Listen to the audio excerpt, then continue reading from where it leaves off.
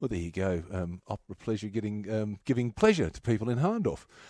Gavin Park is my guest now. He's the manager of the Forensic Department of FMG Engineering. Now, Gavin, when you look at the soils across Adelaide, and you've got all these different types of soils, but one of the ones they often talk about is called Bay of Biscay. So what would be happening in the Bay of Biscay soil at the moment, given that some places could have had 90, 100 mils? Well, that's right, Ian. There's a massive variation in the soils in Adelaide. The majority of the houses are founded on reactive clays. The nature of the reactive clays, they're dependent on moisture content. Yeah. When it's dry, they tend to undergo volumetric change and they shrink.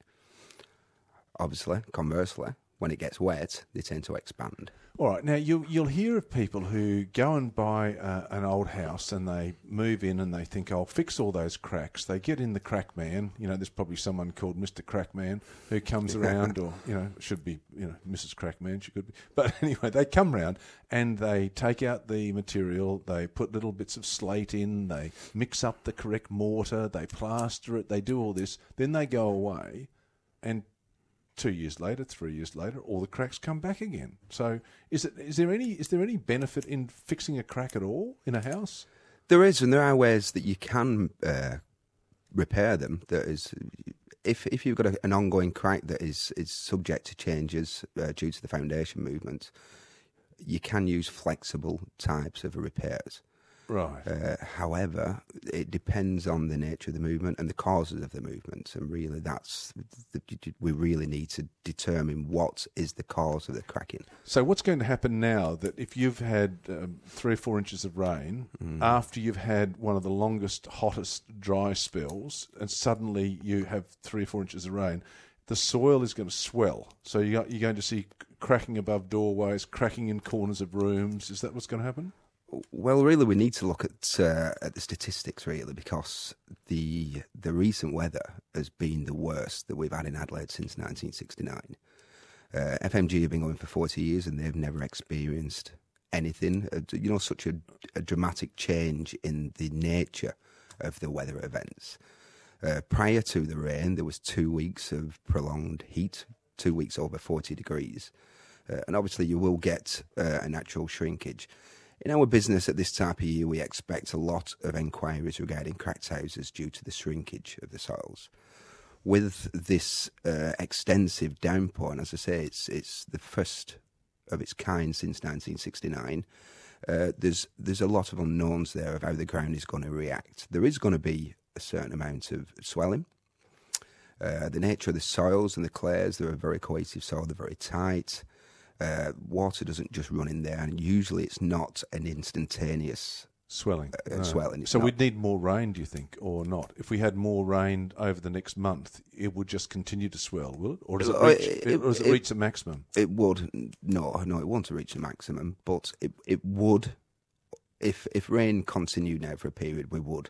And it's the same in winter, that you get a heavy downpour, prolonged wet weather, and that's when you see the cracking. When you see the swelling start.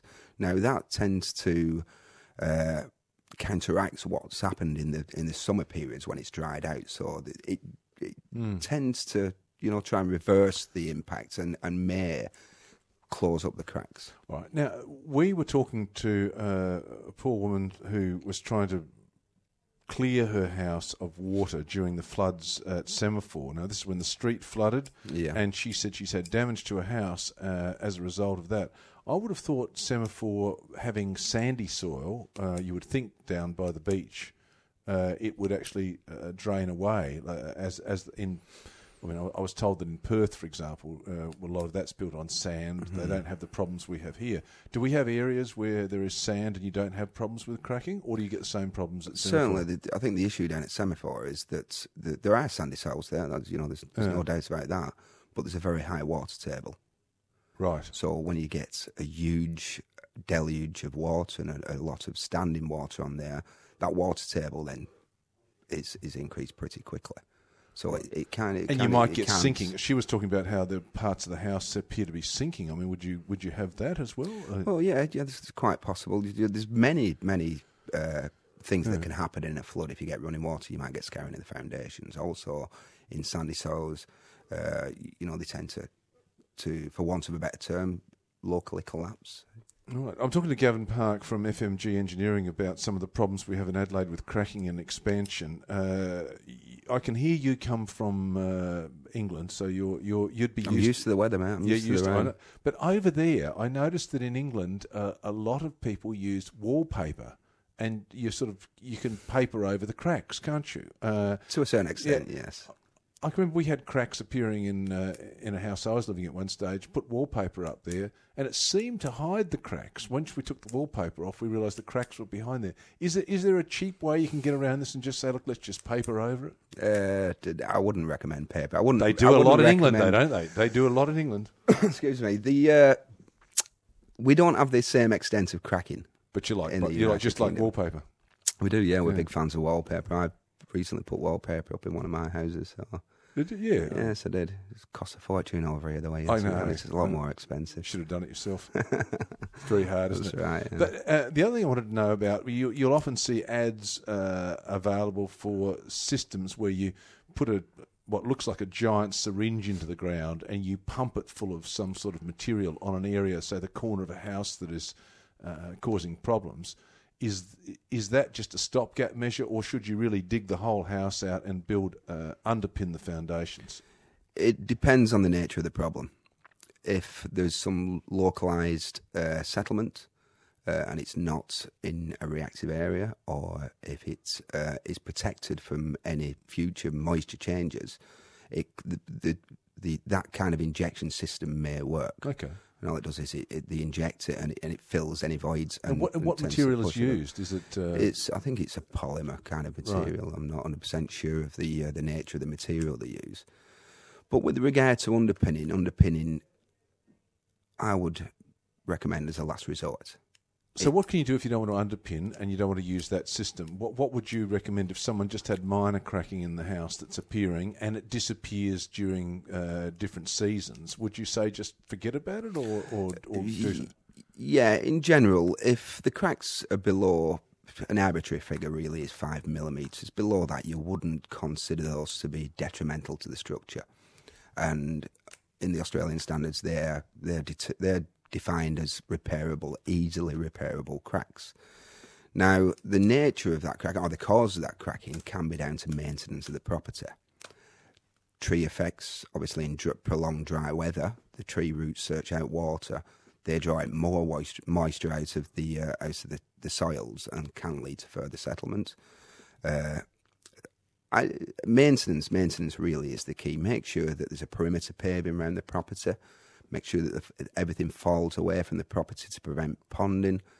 The perimeter paving also acts to keep moisture in the soils, and that will help with cracking. I've also seen instances where you can have a rainwater tank at the back of a house and it's a bit rusty and leaking, and that can be overflowing and going into the ground. You'll see the whole back of the house lift up and crack. So you have to watch out for your rainwater tanks, I suppose. That's right, yeah. Again, maintenance of the rainwater system. Make sure your gutters are clean. Make sure there's no leaks in your gutters or your downspouts. If it's not a managed scheme into a stormwater system, make sure that its outfalls well away from the property. I suppose a lot of people who are now doing things they didn't do previously, like you hear of people, for example, taking all their rinse water from their washing machine and putting it onto the back lawn or putting it onto the trees. If you start doing something like that where you're changing the watering regime, you could end up with soil swelling and cracking, couldn't you? If you suddenly change what you're doing. Yeah, that's dead right. If you have got a watering scheme, you've got to manage it, and it's got to be consistent. You know, you don't want any huge variations in the amount of moisture that you're putting in there and the amount of watering that you're doing. So really, yeah, you need to just keep a good eye on what's happening. So if there's a drought on and you've not got much rain, make sure you keep the external of your house watered, even though you're going to pay for the water bills. It might be cheaper than paying for the cracking bills. In other words, right. Keep the moisture around the house. Right.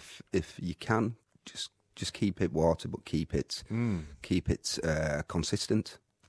and don't overwater. All right, and as you say, you're busiest. You're probably going to be busier than you've been in nearly 40 years with this change in the weather. Well, yeah, I'm expecting we are getting a lot of inquiries in because of the huge variation in the nature of the weather events. Obviously, we had the storm, and we're getting inquiries in now through insurance companies where there's been limbs falling on trees, etc., etc. But I mean, if you're back home in England, you'd be in a boat, wouldn't you? Well, not in the north, mate. Not in the north. We're high. In the high, but the southeast of England. That's right. Yeah, it's excessive. I believe it's a 1 in 200 year event. 1 in 200 year event. But up in Manchester, they're all fine. The Mancunians are fine. We used to being wet up there. Used to being wet. Yeah. Good on you. That's lovely. Thank you very much for your time this morning, Gavin. No problem at all, Ian. Gavin Park from FMG Engineering.